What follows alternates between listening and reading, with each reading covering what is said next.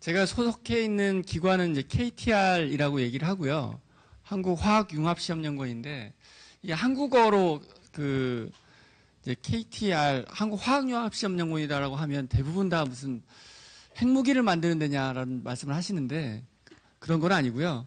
예전에 이제 그 화학검사소, 화학시험연구원, 그리고 한국화학융합시험연구원으로 이제 이름이 개칭이 된 거고요.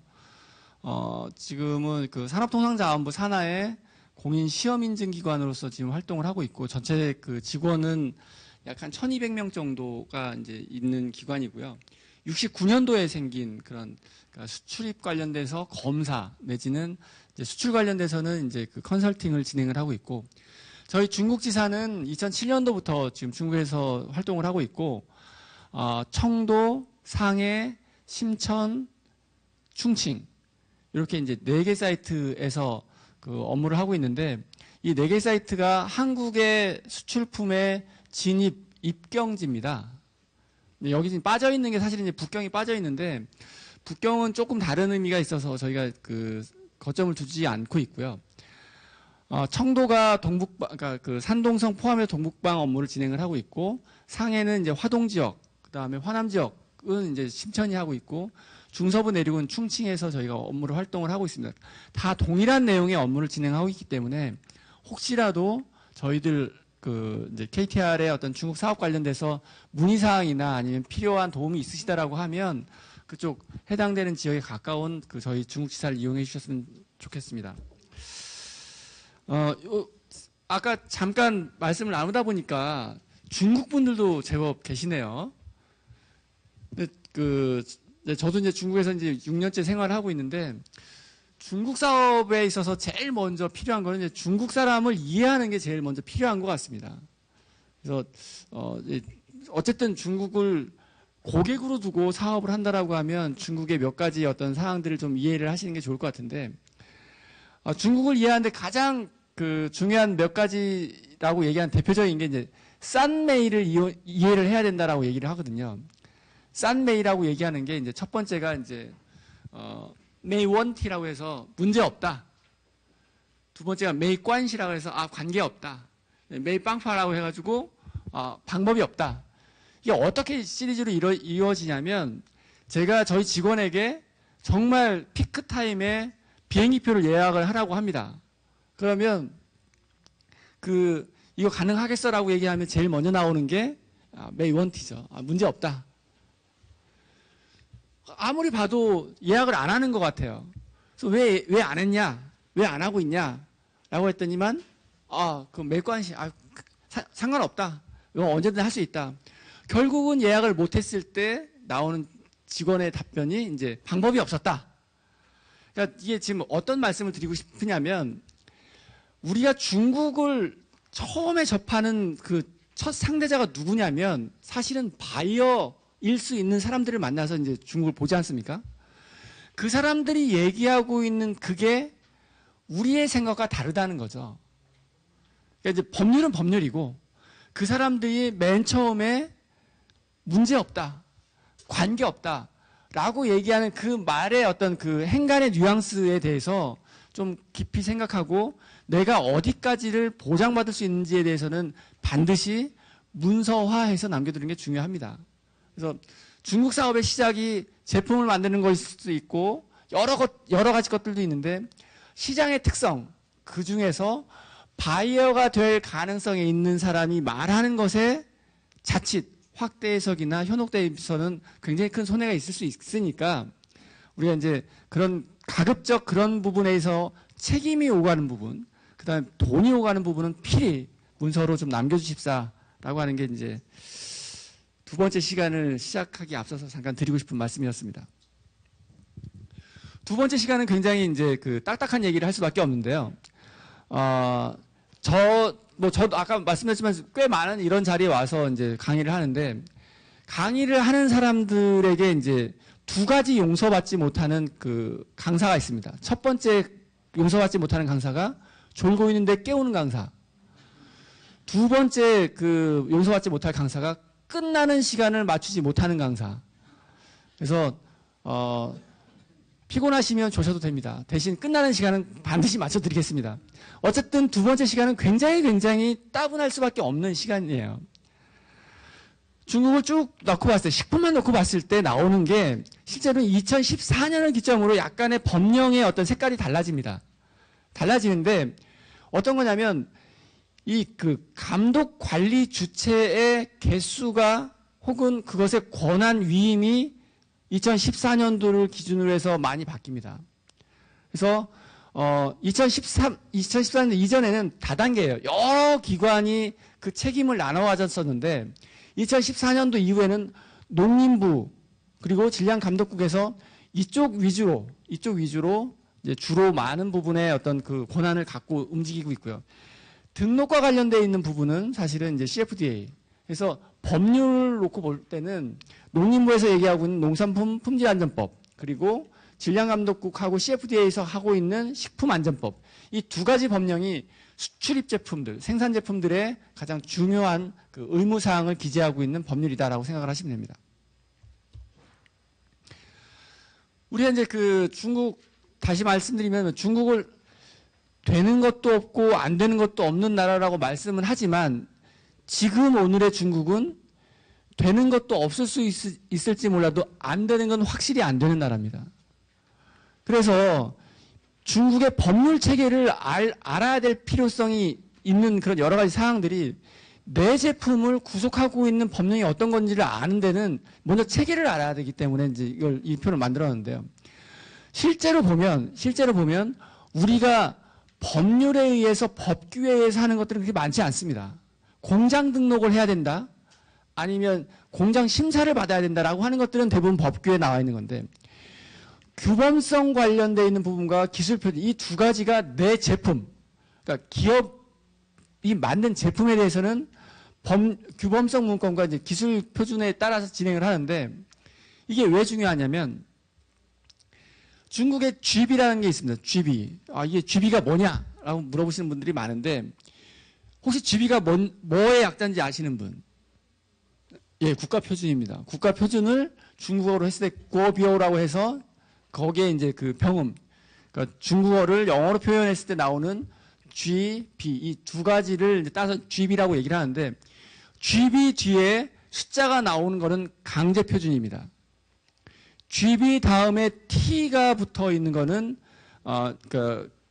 임의 표준이죠. 그러니까 그 강제성이 그만큼 떨어지는 그런 표준입니다. 근데 만약 GB라고 표현되어 있는 것에 내 제품이 속한다라고 하면 그럼 반드시 수출 전에 그것이 맞는지 확인을 하셔야 됩니다.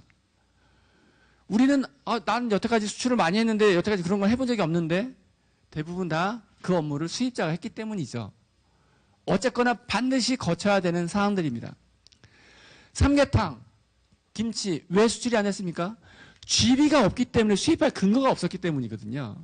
결국 누군가 어떤 제품을 만들어 중국에 수출한다라고 하면 내 제품을 규정하고 있는 GB는 반드시 존재합니다.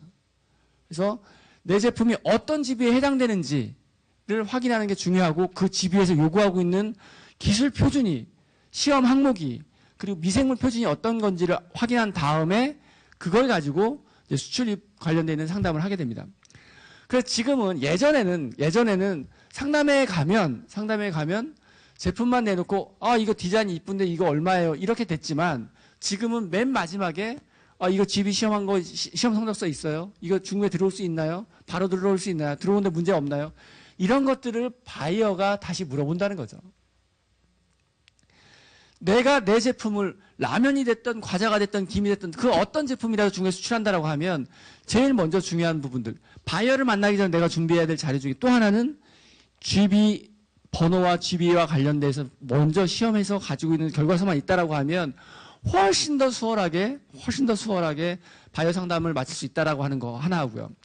두 번째는 저희가 이제 그 일본 고객들도 있습니다. 사실은 이제 저희가 이제 중국에 업무를 하다 보니까 일본 컨설팅 회사를 통해서 법률 자문을 받는 그 비용하고 저희 같은 기관을 통해서 법률 자문을 받는 기관하고 보면 이제 그 컨설팅 비용차가 워낙 많이 나기 때문에 저희한테 오는데 일본 기업들이 전시에 나가는 그 품목 선정을 하는 기준과 한국에서 품목 선정을 하는 기준이 다릅니다. 그러니까 일본은 확실하게 선정된 제품만 놓고 타겟 마케팅을 하는 그런 목적으로 나가는데, 한국 같은 경우는 보면 모든 내가 이제 기회가 많지 않으니까 내가 생산할 수 있는 모든 제품들을 다 가지고 나서 쭉 펼쳐놓고 사실 어디에 걸릴지 모르니까 그건 다 이해를 하는데, 그것 때문에 나오는 피해도 분명히 존재한다는 거죠.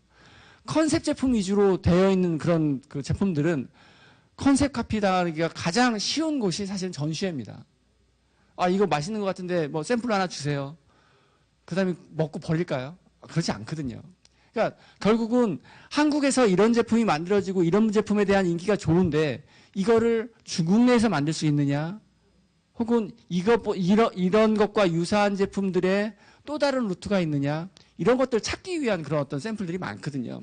그러니까 결국은 내가 전시회에 나가서 바이어를 만난다라고 하면 내가 가진 게 많을수록 상당히 좀 수월하게 진행이 된다는 거죠.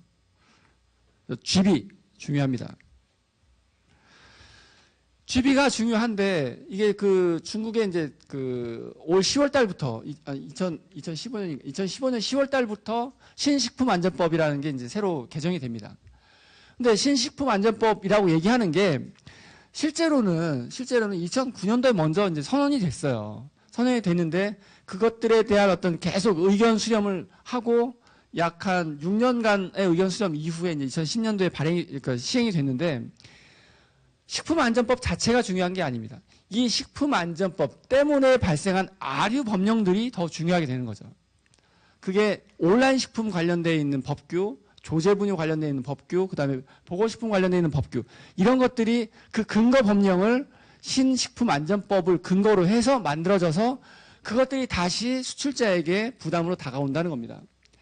온라인 식품법, 우리가 지금 현재 중국에 식품을 수출하거나 무슨 제품을 수출한다 하더라도 간과해서는 안 될 몇 가지 포인트가 있죠. 그 첫 번째가 사실은 전자상거래입니다.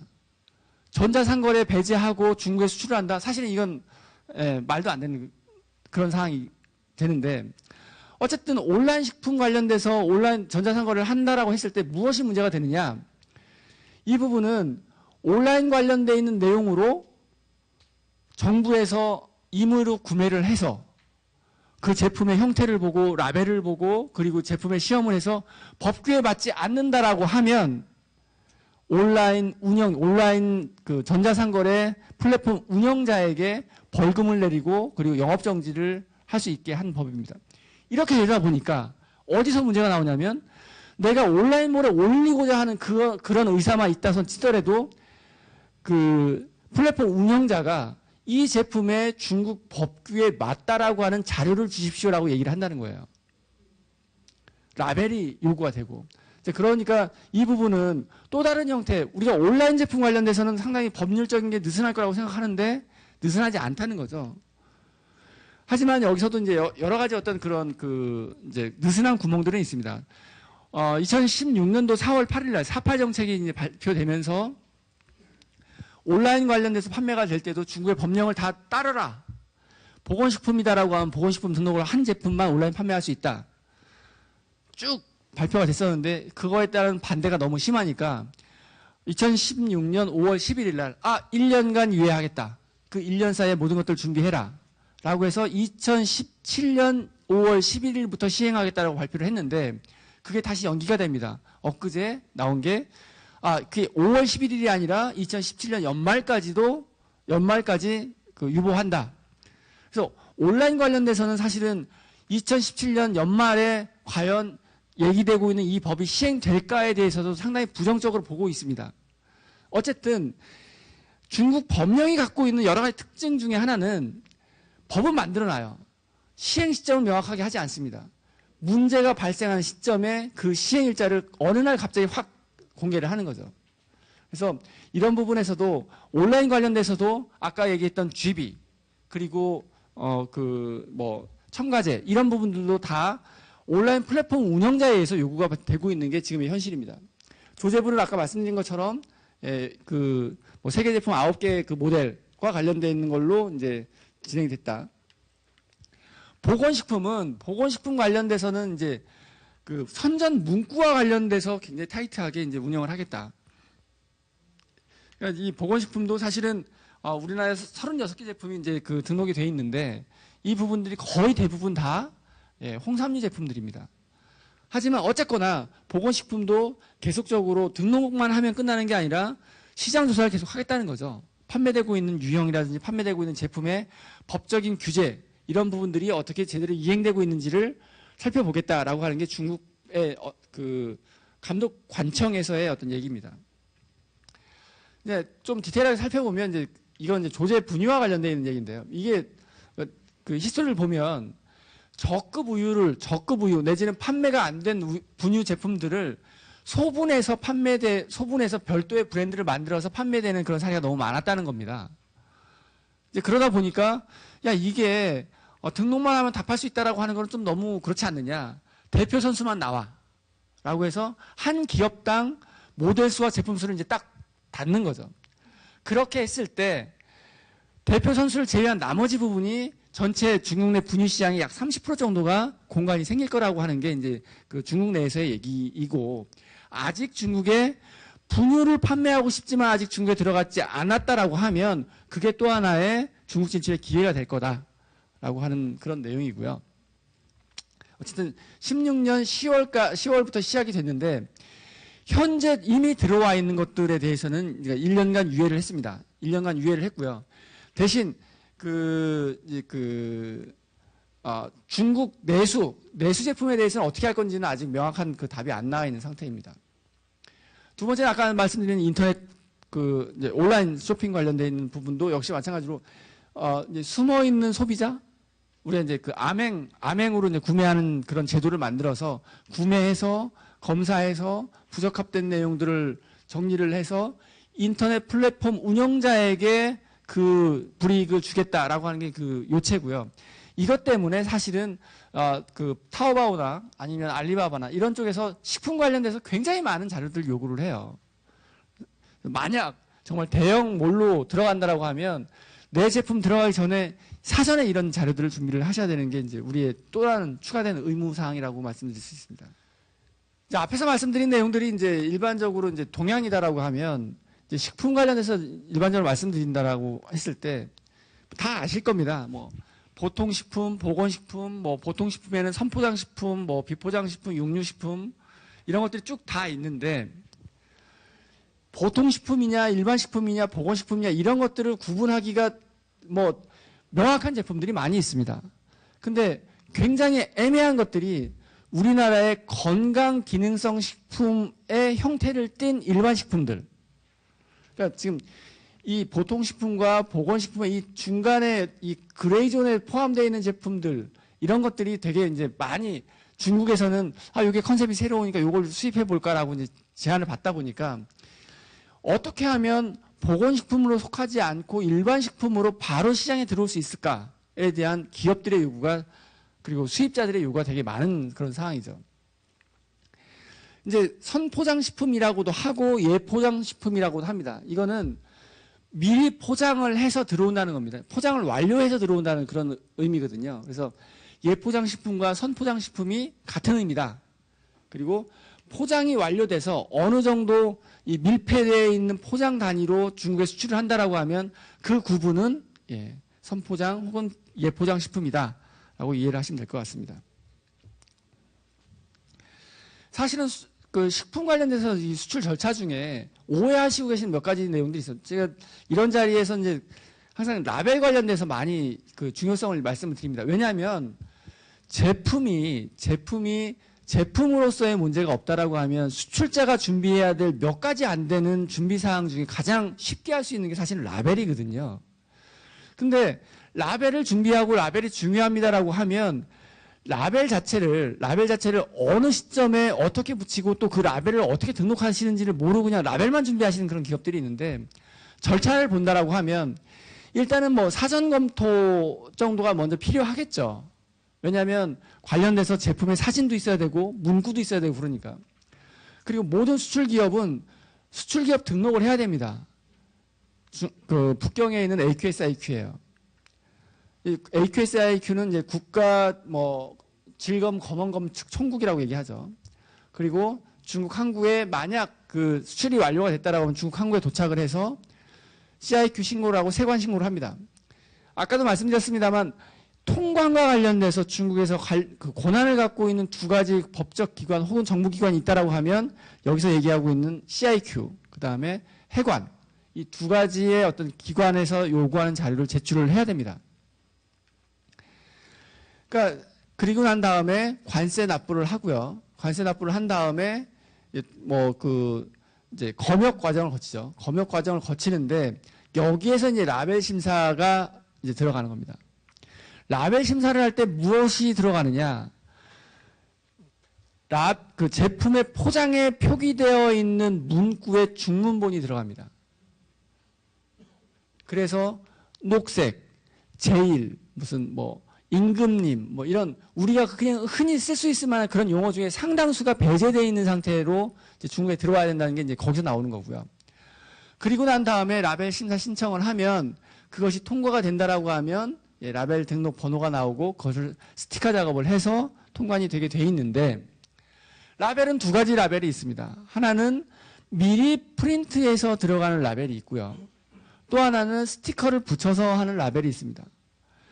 이 두 가지가 어느 지역에서는 어떤 거를 선호하는 것들은 분명히 달리 있습니다. 하지만 동일하게 적용되는 딱 한 가지는 냉동 냉장을 요구하는 제품은 프린트를 해서 들어가야 됩니다.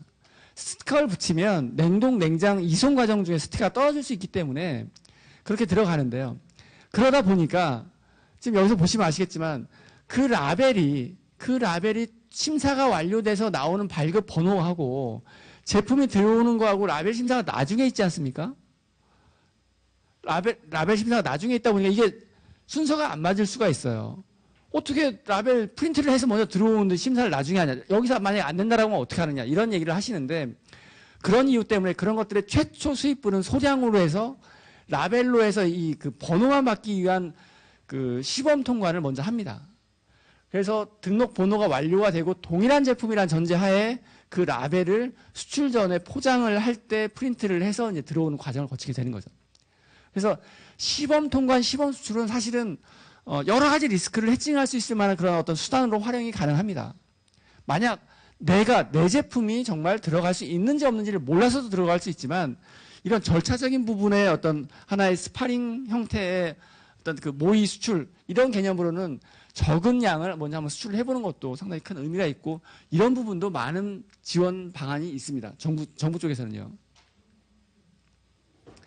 아까도 말씀드렸습니다만 모든 수출 업체는 관련된 시스템에 AQSIQ 안에 수출 기업 등록을 해야 되는 게 법적 사항입니다. 아주 간단하고 하지만 이게 중문으로 되어 있고 또 혹은 영문으로 되어 있고 이것들이 어떻게 정리가 될지 모르기 때문에 이것들도 역시 위탁을 하시는 경우가 많이 있습니다. 그래서 현지화 지원 사업의 가장 기본적인 내용들은 이제 AT에서 지금 진행하고 있지만 현지화 지원 사업의 가장 기본적인 내용들은 제품이 중국 법규에 맞는지에 대한 거 하고 그리고 저희가 수출 기업 등록을 해드립니다. 이런 부분을 활용을 하신다라고 하면 중국의 북경의 중앙 정부에 뭔가 내 정보를 입력해야 된다는 어떤 그런 부담 때문에 굉장히 어려워하시는데 대신 해주는 기관이 있습니다. 그러니까 이제 이런 부분을 이용을 하시면 될 것 같고요. 특히 몇 개의 제품류들은 별도의 생산기업 등록을 해야 됩니다. 이 위에는 수출기업입니다. 그러니까 제조자가 아닐 수도 있어요. 대신 이 밑에 있는 내용들은 생산 공장을 이제 등록을 해야 되는 그런 몇 가지 어떤 그런 구분들이 있습니다. 선포장 관련돼서 이제 라벨이 이제 얘기가 되는데요. 중국에서 라벨과 관련돼서 지정을 하고 라벨과 관련돼서 선언을 한 유일무이한 법령이 선포장식품 라벨 규정입니다. 공산품도 이 라벨 규정에 근거해서 공산품 라벨을 작성을 해서 붙이고 있거든요. 그래서 선포장 라벨 규정을 안다라고 하는 거는 내가 이후에 그 식품 말고 기타 나머지 제품을 수출할 때도 이 기준이 그대로 활용이 될 수 있기 때문에 나름대로는 어떤 제품을 수출하든지 간에 활용도가 좀 높은 그런 상황이고요. 일단 중문으로 작성을 해야 됩니다. 여러 가지 어떤 통칙에 따라서 해야 되지만 결국은 부합하지 않으면 수출할 수 없다라고 하는 어떤 강제 규정이라는 거죠. 반드시 붙여야지 통관이 가능합니다. 반드시 중문으로 법에 맞는 규정을 만들어서 붙여야지 수출이 가능하다. 단지 여기서 하나 문제는 아까도 말씀드렸습니다만 이거를 규정하고 적용하는 주체에 따라서 요구도가 다릅니다. 예를 들면 위해에서 통관할 때 요구되는 라벨의 그 요구도, 상해에서 통관할 때 요구되는 라벨의 요구도가 다릅니다. 예를 들면 우리가 이제 퍼센트를 얘기하거나 아니면 볼륨, 뭐 웨이트 뭐 이런 걸 할 때 어느 지역은 대문자를 써라라고 강요를 하는 데가 있고 어느 지역은 소문자를 써라라고 강요하는 데가 있다는 거죠. 이제 그렇기 때문에 만약 포트가 정해지면 그 포트에 요구되고 있는 그런 어떤 특수 사항들을 빨리 캐치를 해서 거기에 따라서 대응을 하시는 게 필요한 것 같고요. 뭐 저희는 나름대로는 각 포트마다 요구되고 있는 것들을 그쪽에서 이제 CIQ들하고 연결을 해서 다 거기에 맞춰서 이제 제작을 해드리고 있죠. 라벨 등록 관련돼서는 뭐 비교적 간단합니다. 자료만 제대로 주신다라고 하면 여기 보면 이제 영양 시험을 해야 되고 라벨 제작을 하고 준비 서류에서 CIQ에 그 등록 신청을 하면 심사에서 비준이 나와서 번호가 발급되는 요 일련의 과정이 약 한 일주일에서 뭐 빠르면 뭐 4일 또 급하게 따로 부탁하면 더 빨라질 수도 있지만 어쨌든 뭐 한 1주 내지 2주 정도면 충분히 다 나올 수 있는 만한 상황이고요. 경우에 따라서는 이제 그 시험을 진행을 하고 있는데 이거를 좀 순서를 땡겨서 앞에 해주는 경우도 있습니다. 경우에 따라서. 근데 그것이 일반화되어 있지 않기 때문에 뭐라고 말씀 못 드리겠는데 어쨌든 이 중문 라벨을 필요로 하는 데 있어서 필요한 자료들이 이제 우리가 만든 중문 라벨도 있어야 되지만 원래 한국에서의 라벨 번역본이 또 들어가야 됩니다. 그렇기 때문에 원 제품의 포장에 고화질 이미지가 요구되는 거죠. 사전 검토는 어떤 내용들로 이루어지느냐? 이제 제품의 분류라든지 국가 표준이라든지 성분이라든지 뭐 이런 것들에 대한 어떤 여러 가지 여부. 자, 보시면 아시겠지만 내가 중국의 바이어랑만 얘기되고 내 제품이 중국에 들어갈 수 있는지 없는지를 모른다라고 하면 사전 검토만 받으면 어느 정도는 다 확인이 됩니다. 이 제품, 예를 들어서 사탕이다. 사탕 제품에 들어갈 수 있는 첨가제가 어떤 것들이 있는데 우리 사탕에 들어가 있는 첨가제가 그 법규에 맞는지 또 국가 표준은 몇 번에 해당되는지 또 원료는 그 법률적으로 얘기되고 있는 또 필요로 한 그 원료를 썼는지 그리고 중국의 책임 업체가 존재를 하는지 수입자가 존재를 하는지 이런 여러 가지 필요한 내용들 여기에 수출자 등록도 해드립니다. 그러니까 결과적으로 우리가 예전에 이제 그런 얘기를 합니다. 정보가 어떻다라고 하는 걸 아는 것보다 그 정보가 어디 있다라고 하는 게 더 중요하다라고 얘기를 하는데 어떻게 보면 내가 필요한 게 어떤 건지는 다 아신다라고 하면 이걸 내가 직접 해야 되느냐는 거죠. 이걸 도와주기 위한 수많은 지원책, 수많은 전문기관들이 있다라는 것들을 고민을 하시고 굳이 이것 때문에 머리 싸매실 필요 없이 한번 이런 제도나 시스템을 이용을 해보시면 부담 갖지 않게 그 결과 보고서를 얻을 수 있다라는 겁니다. 담당자 입장에서는 굉장히 좋은 시스템이죠. 사장님이야 이거 알아봐라고 하면 되는데 이걸 자기 머리 싸매고 해야 될 건데 누군가 도와주니까 이런 여러 가지 어떤 제도나 이런 부분들을 어떻게 잘 활용하는가도 좀 더 빨리, 좀 더 쉽게 중국에 들어올 수 있을 만한 어떤 그 협력 포인트가 될 수 있다고 생각합니다. 그리고 이제 그 영양시험, 그 다음에 뭐 라벨 심사, 라벨 등록 이런 것들도 역시 필요한 자료가 있다라고 하면 제출을 해주시면 그것이 활용 가능한지 활용 가능하지 않다라고 하면 아까도 말씀드렸습니다만 저희 같은 경우는 이제 시험기관이기 때문에 저희 쪽에서도 그 일을 해드리고 만약 필요하다라고 하면 뭐 중국에 있는 기관 아니면 한국 내에 있는 기관들도 소개를 시켜드릴 수 있습니다. 나머지 부분들도 전부 다 누군가 수출자의 직원이 해야 될 일들을 누군가는 도와줄 수 있도록 지금 시스템이 되어 있고요. 관련돼서 여러 가지 어떤 법률적인 그런 통칙에 따라서 업무를 진행하고 있습니다. 중문 라벨을 만드는 데 있어서 필요사항들은 사실은 자유판매증명서가 있어야 된다라고 하는 게 업체가 이제 MFDA에서 바뀌었죠. KFDA에서 이제 그 사본을 받으셔야 되는 거고요. 그리고 성분 분석, 시험 보고서, 사업자 등록증, 뭐 라벨, 그 다음에 기타 나머지 것들이 있는데 이게 우리가 이런 제품들을 많이 접하다 보면 한국 제품들은 유독 많이 마크, 그다음에 인증 이런 것들을 제품화에 굉장히 많이 올리세요. 굉장히 많이 올려서 이게 필요합니다라고 하면 그럼 뺄게요. 이런 경우가 많으시거든요. 그러니까 이게 중국으로 들어올 때는 이런 어떤 그 국가적인 혹은 국제적인 마크를 썼다라고 하면 반드시 그 자료, 그 근거가 되는 것들을 요구를 합니다. 그러니까 혹시라도 내가 준비 중인데 미리 그 인쇄를 했거나 혹은 나는 아직은 준비 안 되는데 그래도 제품이 좀 이뻐 보이기 위해서 뭐 알지도 못하는 그런 마크 하나를 끼워 넣었다라고 하면 중국 들어올 때는 그런 배제를 하고 들어오셔야 됩니다. 그리고 나서 제일 중요한 그런 내용들이 이제 중국 수입자에 대한 정보를 주셔야 라벨을 만들 수 있다라고 말씀드릴 수 있고요.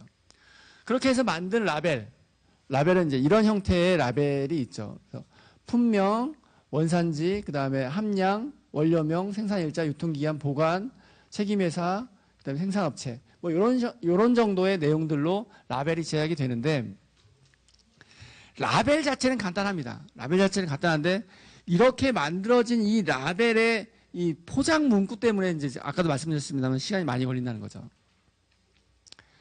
그래서 지금 뭐 보시면 아시겠지만 라벨이 수출자가 갖추어야 될 마지막 어떤 의무사항이다. 굉장히 중요하다. 의무사항의 중요도에 비해서는 굉장히 간단한 업무입니다. 또 누구나 쉽게 자료를 만들어서 그러니까 저희한테 전달해 주실 수도 있고요. 또 이런 것들을 만들어주는 기관도 여러 기관이 있습니다. 그렇기 때문에 이런 것들에 대해서는 라벨 때문에 그 화물을 보냈는데 그 화물이 소각되거나 시백되는 그런 사례는 없었으면 해서 굉장히 쉬운 일인데 누구나 쉽게 이해할 수 있고 또 누구나 쉽게 자료를 만들 수 있기 때문에 조금만 신경을 쓰시면 이거에 의한 피해 사례는 존재하지 않을 거다라고 생각이 들고요. 그 다음에 지금 한참 이슈가 되고 있는 그 보건식품 관련돼서 좀 말씀 좀 드리고 싶습니다. 저는 개인적으로 중국에 있는 이 업무와 관련되어 있는 뭐 공무원이라든지 한국에 있는 산업부나 농림부나 이런 유관단체 공무원들하고 만날 때마다 얘기하는 게 우리 앞에서 말씀드렸습니다만 지원책이 많이 있고 비용이 많이 이제 책정이 돼 있다고 말씀드렸죠. 현재에 있다 보니까 가장 지원이 있어야 되고 또 가장 누군가의 도움이 필요한 게 일반 식품도 일반 식품이지만 사실은 부가가치를 본다라고 하면 보건식품 관련돼 있는 지원책이 하루빨리 나와야 된다는 입장입니다. 여러 차례 정부에도 건의를 했고 그 정부 쪽에서도 얘기를 하는데 여러 문제 혹은 여러 문제 이상의 여러 어떤 그 절차들 때문에 이게 이루어지지 않고 있는데 어쨌거나 누군가 도와준다라고 하면 한국의 국부를 충족시키는 데는 일반 식품도 일반 식품이지만 보건식품도 상당히 큰 역할을 할 수 있다고 생각을 합니다. 보건식품은 27가지의 보건식품의 기능을 만약 제품이 탑재를 하고 그 기능을 발휘한다면 그건 보건식품으로 분류가 됩니다. 우리가 아까 말씀드렸지만 우리가 제품을 딱 받아보면 한국 제품의 특징 중에 하나가 아주 많은 내용들이 여기서는 아주 많은 내용들이 다이어트에 효과가 있다는 걸 어필을 많이 합니다. 그 말을 하는 순간 중국에서는 일반 식품으로 판매를 못해요. 그러니까 우리가 다이어트에 뭔가 도움이 된다라고 하면 사람이 먹어서 다이어트 효과가 있는지를 중국 국민에게 임상시험을 해야 되거든요. 그래서 이런 문구나 뭐 여기 나와 있는 여러 다양한 문구가 만약에 제품 내 기능으로서 발휘할 수 있다. 또 포장지에 그것이 언급이 되어 있다라고 하면 보건식품을 해야 된다는 거죠. 근데 이 보건식품을 하는데 비용이 얼마나 들고 기간이 얼마나 걸리느냐. 기본적으로 보건식품 등록을 하는데 3년 이상의 기간이 듭니다. 그리고 한 2억 정도의 비용이 들어가요. 한 제품 하는데. 근데 한국 제품들의 일반적인 사항은 무엇이냐면 대부분 컨셉화 제품이 많습니다. 그러다 보니까 3년 후에도 내 컨셉이 먹힐지에 대한 확답이 없는 거죠. 지금 당장 중국에 들어가야 되는 그런 상황들이 많다 보니까 실제로 보건식품을 출하하는 경우가 그렇게 많지는 않습니다. 보건식품에 사용할 수 있을 만한 품목 87종이 있는데 뭐 여러 가지 내용들이 있습니다만 제가 이제 빨간색으로 표시한 이런 내용들이 한국에 있는 기업들이 가장 많이 문의하고 있는 그런 원료들이기 때문에 인삼, 산수유, 녹용, 오가피, 오미자, 당귀 이런 원료들로 또 이 원료들을 이용한 제품들이 가장 많이 얘기가 되고 있고요. 예, 금지되어 있는 목록 59종은 뭐 이렇게 되어 있습니다. 보건식품에서 사용 불가능한 목록도 쭉 나와 있는데요. 이게 이제 어떤 내용이냐면 환각성 혹은 보호동물 뭐 이런 그 야생동물 이런 부분들이 이제 많은 부분 이제 금지 품목으로 되어 있기 때문에 아마 쉽게 접할 수 없는 그런 내용들이 많이 있을 겁니다. 근데 어쨌든 이게 그 한국의 천연 원료를 바탕으로 한 제품들 중에 꽤 많은 부분은 이 중에 작지만 그 원료로 썼던 그런 경우도 있었습니다. 어쨌든 이렇게 그 보건식품을 사용할 수 없는 그런 제품 그 원료 목록도 따로 법으로 나와 있다는 거죠. 아까도 말씀드렸습니다만 중국은 되는 것도 없지만 안 되는 건 확실히 안 되는 나라다라고 이해를 하시고 금지 품목에 대해서는 만약 수출을 하셨다라고 하면 나중에 큰일이 납니다. 그러니까 이건 먼저 스크리닝을 빨리 하셔야 될 그런 상황이고요. 일반 식품과 달리 보건식품은 하나의 특징이 있죠. 1년 이상 외국에서 판매 경험이 있는 자료를 제출하셔야 됩니다. 이거는 우리가 보건식품이라고 얘기하는 것들이 사용을 했을 때, 복용을 했을 때 부작용과 관련돼서 문제가 없다라고 하는 것들을 판매국, 제조국 혹은 수출국에서 이미 인증이 된, 확정이 된 제품인가를 알아보고자 해서 이렇게 해당 제품이 1년 이상 외국에서 판매된 경험이 있어야 된다는 겁니다. 그래서 다른 것들은 일반적인 사항일 수 있어요. 다른 것들은 일반적인 사항일 수 있는데 일반 식품과 보건식품의 조금 차이점이라고 하면 내가 오늘 만들어서 상표로 내일 판매할 수 있는 일반 식품이 있다라고 하면 보건식품은 그렇지 않습니다. 보건식품은 1년 이상 판매된 경험이 있어야 그걸 가지고 중국에 수출할 수 있는 그런 시스템으로 되어 있다라고 생각을 하시고요. 2016년 7월 1일부터 일부 보건식품, 예전에는 아주 많은 보건식품들이 뭐 몇 년씩 걸렸는데 영양소 보충제가 등록이 필요 없고 신고만 해도 되는 걸로 바뀌었습니다. 법률적으로는. 하지만 이 신고, 베이안이라고 하는데 이 신고를 완료해서 나온 제품이 아직은 없습니다. 그래서 이런 형태의 어떤 그 약간 완화되어 있는 등록제, 완화되어 있는 신고제 이런 부분도 만약 그 틈새에 내 제품이 해당된다라고 하면 그 절차라든지 이런 것들을 좀 잘 살펴보실 필요가 있을 것 같고요. 그래서 그 절차를 좀 살펴봤습니다. 등록제와 빼안, 그러니까 신고죠. 그러니까 이 빼안을 얘기하는 여러 가지 어떤 그 한국어가 있는데 이제 신고라고 하겠습니다. 일반적인 등록은 쭉 했을 때 기술심사라는 과정이 있습니다. 전문가 기술심사. 문제는 여태까지 중국에 등록되어 있는 수입산 보건식품이 단 한 번도 전문가 기술심사에 한 번에 패스된 사례가 없습니다. 전문가 기술심사에서 요구되는 것들이 무엇이느냐? 임상시험 자료 부족하니까 다시 내라. 임상시험 하는데 보통 1년, 6개월 이렇게 걸리거든요. 비용도 굉장히 많이 늘어나고요. 빼안도 문서적인 절차는 거의 비슷합니다. 거의 비슷한데 전문가 기술심사가 빠졌다라고 얘기하는 거는 실제로는 추가적인 자료 보완의 리스크가 그만큼 적어졌다라고 하는 내용이고요. 문서만, 해당되는 문서만 완벽하게 준비가 됐다면 그 자료의 진실성이나 이런 것 때문에 내가 다시 시간을 허비하고 비용을 허비할 수 있을 만한 그런 사유는 없어졌다라고 생각하시면 될 것 같습니다. 이 그 빼안 제도에서 얘기하고 있는 영양소 보충제, 뭐 칼슘, 비타민 이런 것들에 대해서는 사실은 이제 한국에서도 많이 요구를 했고 일본에서 가장 많이 요구를 했거든요. 그래서 이런 부분들이 약간 약식의 어떤 등록 제도이기 때문에 그런 제품을 가지고 계시다라고 하면 한번 트라이해 보시는 것도 비용 많이 들지 않습니다. 한번 트라이해 보시는 것도 의미 있는 일이 아닐까 생각이 듭니다.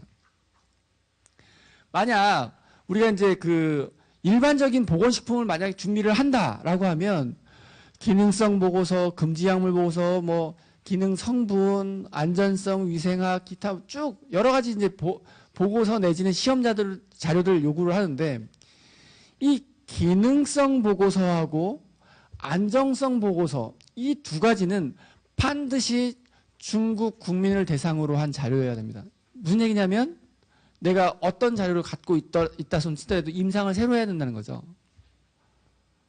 아까 말씀드린 것처럼 1년 정도 혹은 뭐 8개월 정도.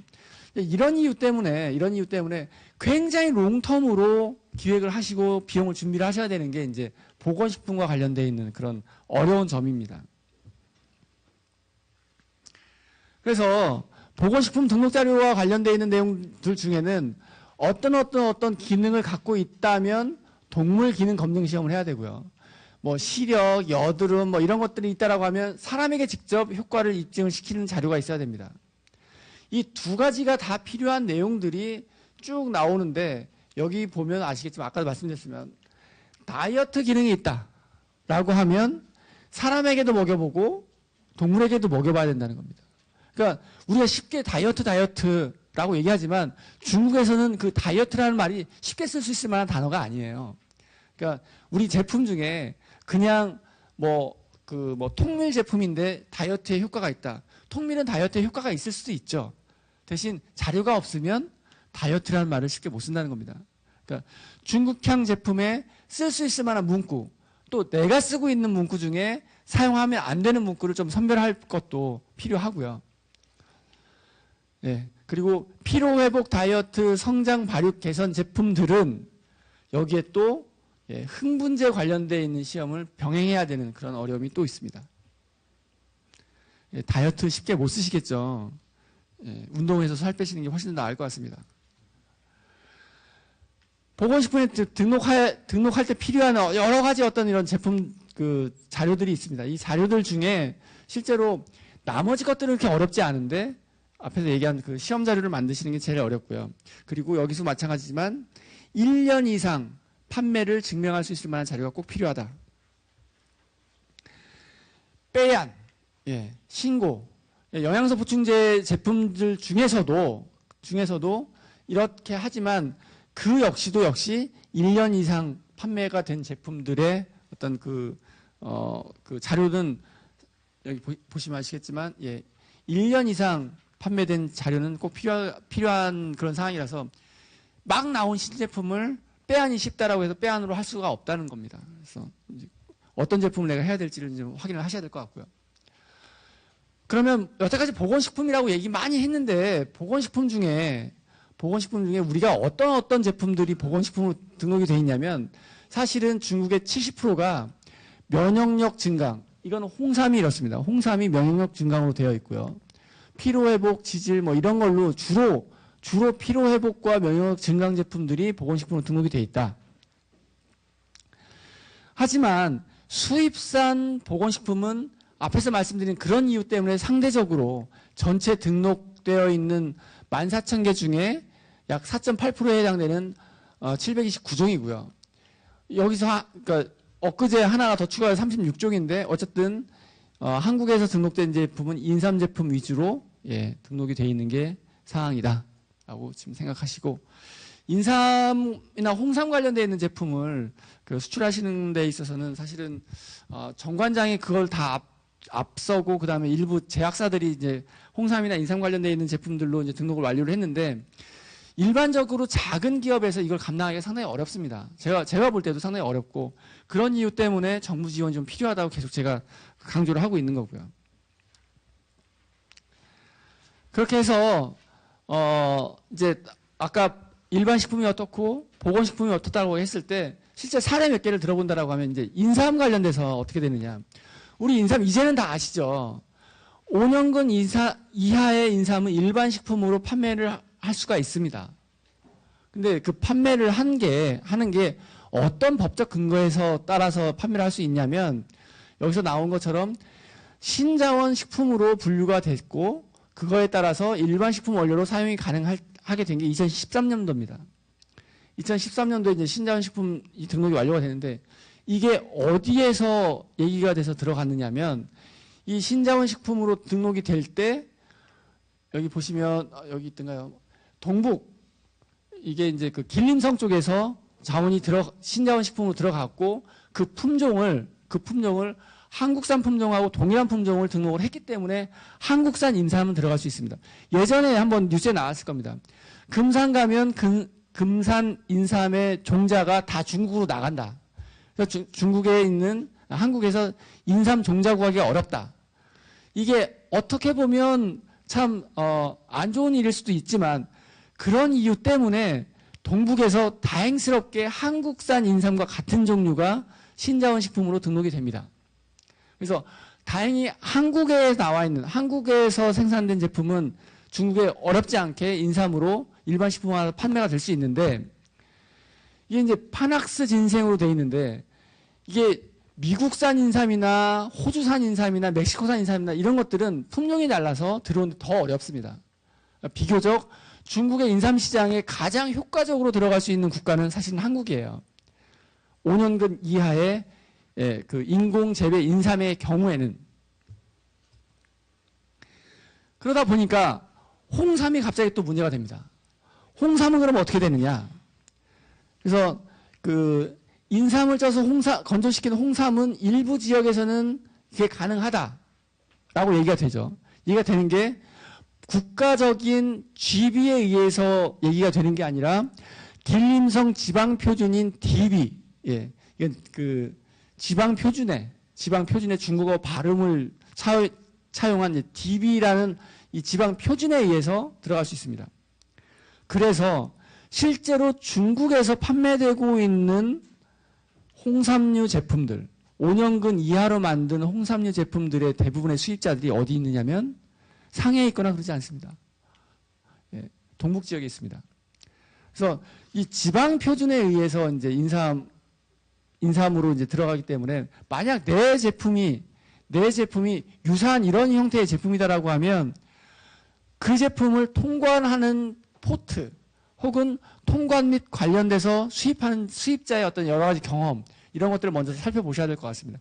한 번도 홍삼 5년근 이하 인공재배 인삼으로 만든 홍삼을 수입해본 경험이 없는 수입자다라고 하면 통과하는 데 상당히 어려움이 있습니다.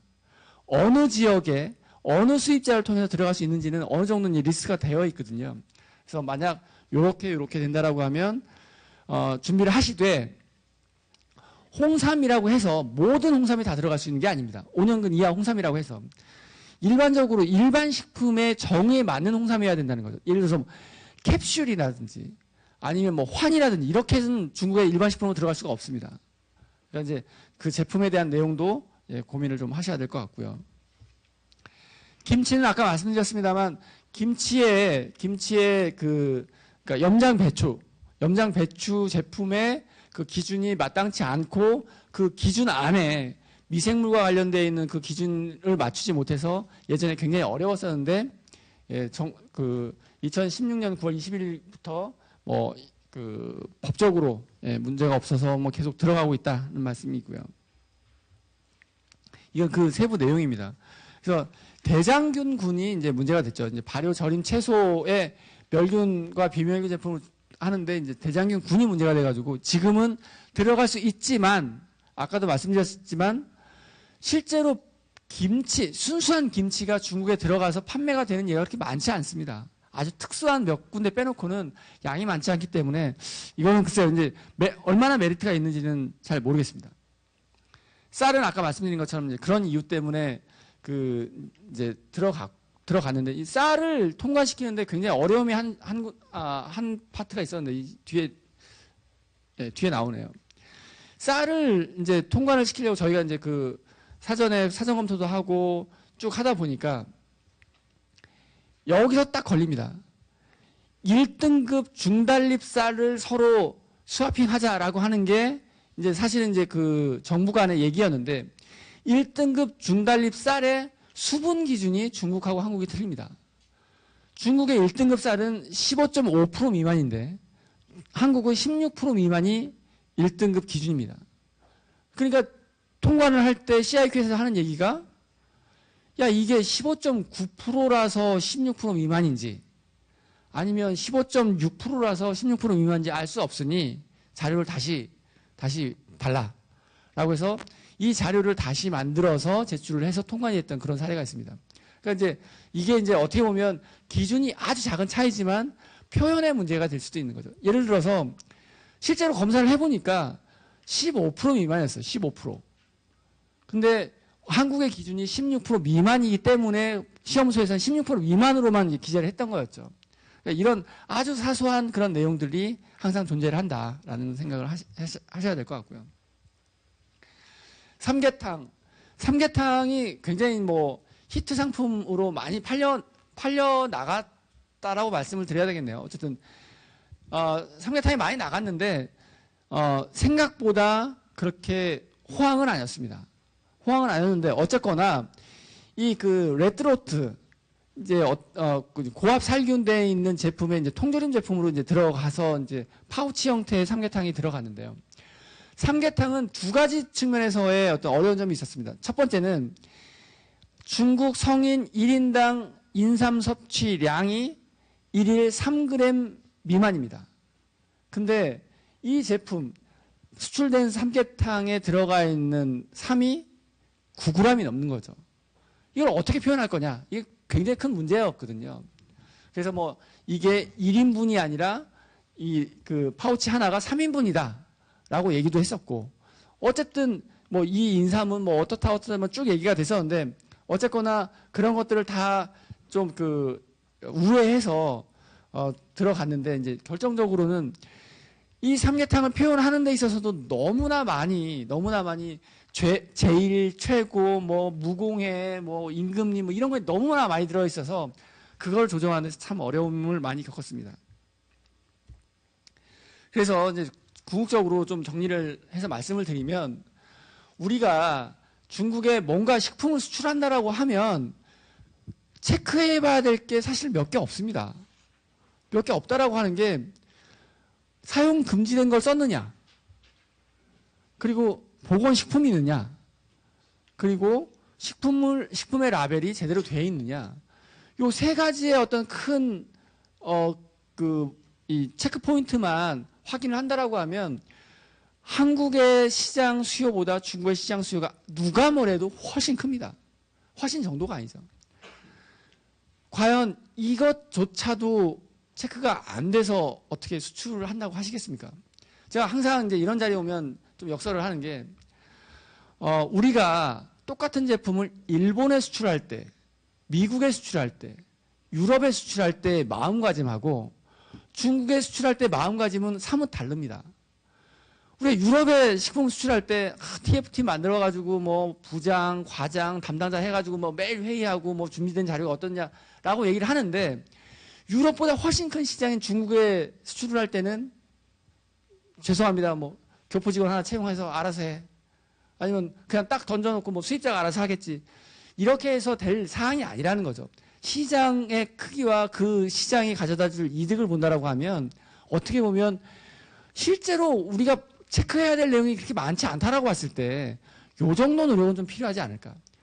더군다나 이 정도 노력을 다 스스로 하라는 얘기가 아닙니다. 이런 게 필요하니 이런 것들을 도와줄 기관이 어디 있는지만 찾아보시면 충분히 이런 걸 도와줄 수 있을 만한 기관이 존재한다는 거죠. 그래서 그 기관들이 무엇을 하느냐, 여기 나와 있는 GB나 기술 문건들에 대해서 다 대조를 해보고 이 제품은 무엇을 어떻게 조정을 하면 일반 식품으로 들어올 수 있습니다를 안내를 해드린다는 거예요. 그냥 누군가 교포 직원 하나가 대신해서 중국 시장을 다 좌지우지할 수 있을 만한 사항은 절대 성공할 수 있을 만한 사항이 아닙니다. 또 하나는 중국 시장 자체가 굉장한 기회 요소를 많이 주고 있어요. 안전, 위생, 뭐 영유아 이런 부분들에서 계속적인 신규 수입식품에 따르는 수요처들이 발생을 하고 있거든요. 해안이 아니면 내륙에서, 지금 기성세대가 아니면 뭐 90년대 이후생, 2000년대 이후생들이 그 사람들이 계속 수입식품을 먹고 있기 때문에 실제로 진행을 하는 데 있어서 우리가 확인되지 않은 수요자 말고도 수억 명의 어떤 그런 그 앞으로 미지의 그 수요자가 있다라고 봤을 때는 우리가 무엇을 무엇을 준비해야 될지, 그 무엇이 비교적 간단하다라고 하면 반드시 그건 준비를 해주시기 바랍니다. 거의 마지막으로 말씀드리고 싶은 거는 아까도 말씀드렸습니다만 중국 시장을 놓고 봤을 때 정말 어불성설이라고 얘기하는 게 오프라인만 본다는 거 혹은 온라인만 본다는 거. 이 두 가지 시장을 완전히 별개 시장이긴 합니다만 어느 한쪽만 주시한다는 건 어불성설입니다. 식품 전자상거래 규모는 계속적으로 증가를 하고 있어요. 근데 계속적으로 증가를 하고 있는데 실제로 식품의 전자상거래 내용 중에 어떤 제품을 주로 선택을 하느냐.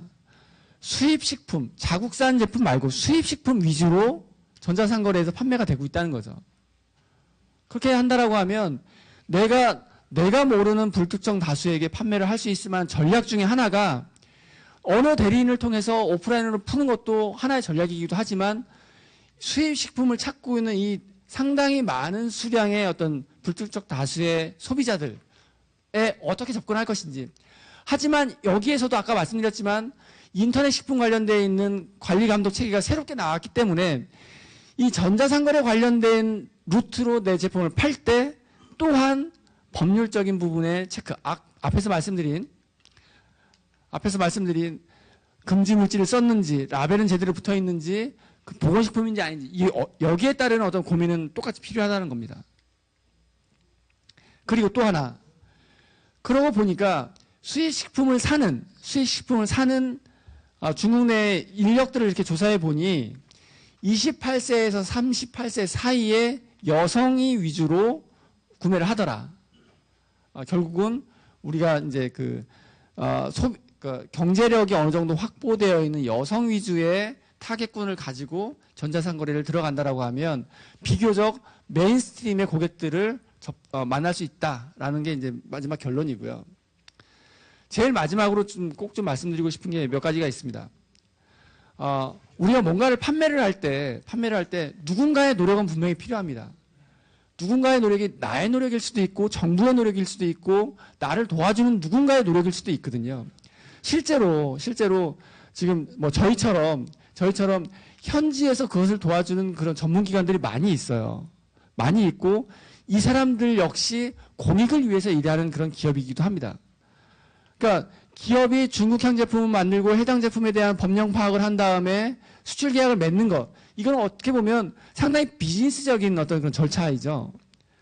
정부는 이런 것들에 따라서 필요한 부분이 있다라고 하면 비용을 지원해 주든지 방법을 만들어 주든지 정책적인 부분을 해결한다라고 했을 때 실제로 여기서 얘기되고 있는 법률적인 부분의 행위적인 그런 가치를 누가 수행을 하느냐. 수입자가 수행을 한다. 수출자가 수행을 한다. 다 가능합니다. 다 가능한데 만약 수출자가 수행을 한다라고 하면 그 모든 리스크를 안을 필요가 없고 현지에 있는 여러 기관들의 그런 어떤 개체수, 연락처 혹은 그런 서비스가 어떻게 되고 그 서비스를 내 제품이 타서 들어가기 위해서 어떤 자료가 필요한지 어떤 프로그램이 있는지를 찾아보는 그 정도 노력은 기업분들이 해주셔야 될 것 같고요. 실행주체 간의 이 세 가지 실행주체 간의 연계를 통해서 우리가 여러 번 말씀드립니다만 한국보다 훨씬 더 큰 정말 상상도 못하게 큰 그런 어떤 시장에 우리 제품들이 쉽게 들어가고 그리고 그 제품들이 호응을 얻어서 정말 돈에 묻혀서 행복한 비인명을 지을 때까지 저희 KTR은 열심히 도와드리도록 하겠습니다. 오늘 발표 여기서 마치도록 하겠습니다. 감사합니다.